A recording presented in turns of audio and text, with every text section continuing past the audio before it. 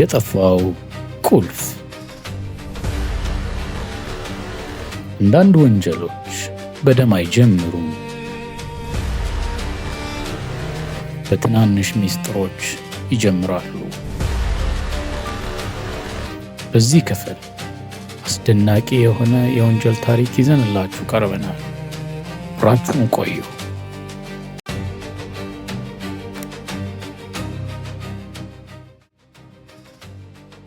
አንዳንድ ወንጀሎች በደም አይጀምሩም፣ በትንሽ ሚስጥር ይጀምራሉ።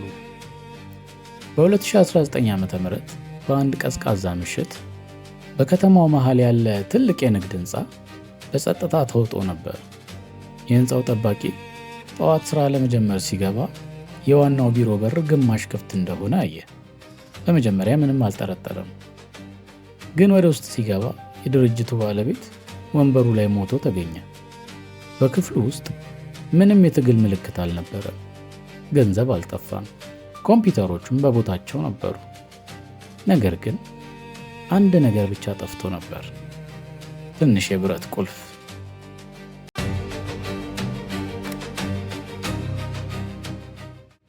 ፖሊስ ሲደርስ ሁሉም ሰው አንድ ጥያቄ ይጠይቅ ነበር። ቁልፉ ምን ይከፍታል? ምርመራው ተጀመረ። በመጀመሪያ የተጠረጠረው የኩባንያው ሂሳብ ሹም ነበር። በሞቱ ቀን ከባለቤቱ ጋር ከባድ ክርክር እንዳደረገ በካሜራ ተመዝግቦ ነበር። ነገር ግን የግድያው ሰዓት ሲደርስ በሌላ ቦታ እንደነበር በማስረጃ ተረጋገጠ። ከዚያ ፖሊሶች የሲሲቲቪ ቀረጻዎችን በደቂቃ መመልከት ጀመሩ። ሁሉም ሰው ገብቶ ወጥቷል። ነገር ግን አንድ ሰው አልታየም። ልክ ግድያው ከመፈጸሙ 20 ደቂቃ በፊት የካሜራው ምስል ለ30 ሰከንድ ጠፍቶ ነበር። ይህ በአጋጣሚ ነበር ወይስ በእቅድ?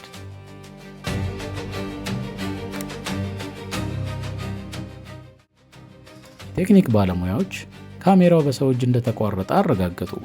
ምርመራው ወደ ሌላ አቅጣጫ ተለወጠ። ከሳምንታት በኋላ አንድ የቀድሞ ሰራተኛ አስደንጋጭ መረጃ ሰጠ። ያ ቁልፍ የባንክ ሳጥን አልነበረም። በሟች ቤት ውስጥ የሚገኝ የምድር ቤት ሚስጥራዊ ክፍልን የሚከፍት ነው። ፖሊስ ወዲያውኑ ምድር ቤቱን ፈተሸ። ከአሮጌ የመደርደሪያ ጀርባ በር ተገኘ። ግን በሩ ተሰብሮ ነበር። ውስጡ ባዶ ነበር። ሆኖም በአንድ ጥግ የተቃጠለ ወረቀት ተገኘ። በወረቀቱ ላይ የሚነበበው አንድ ቃል ብቻ ነበር፣ እምነት።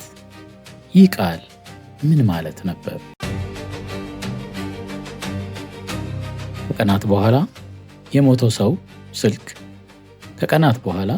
ሰው ስልክ መልእክቶች ተመረመሩ። አንድ ያልተቀመጠ ቁጥር እንዲህ ብሎ ጽፎ ነበር፣ ቁልፉን ካልሰጠኸኝ ነገ በጣም ይዘገያል። መልእክቱ ከግድያው 12 ሰዓት በፊት ተልኮ ነበር። በመጨረሻ ፖሊስ የስልኩን አድራሻ አገኘ። የተላከው ከኩባንያው በጣም የታመነ ሰው ነበር። ለ10 ዓመታት አብሮት የሰራው ማንም የማይጠረጥረው። ምርመራው ሲጠናቀቅ እውነቱ ወጣ። የገደለው ሰው ለገንዘብ ብቻ አልነበረም።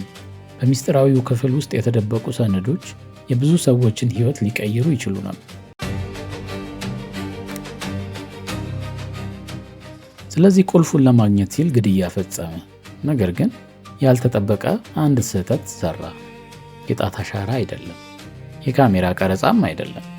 በወንጀሉ ቀን የለበሰው ልዩ ጫማ በአፈር ላይ የተወው ምልክት ነበር። ያ ምልክት በቀጥታ ወደ እሱ አደረሰው። ፍርድ ቤት የዕድሜ ልክ እስራት ፈረደበት።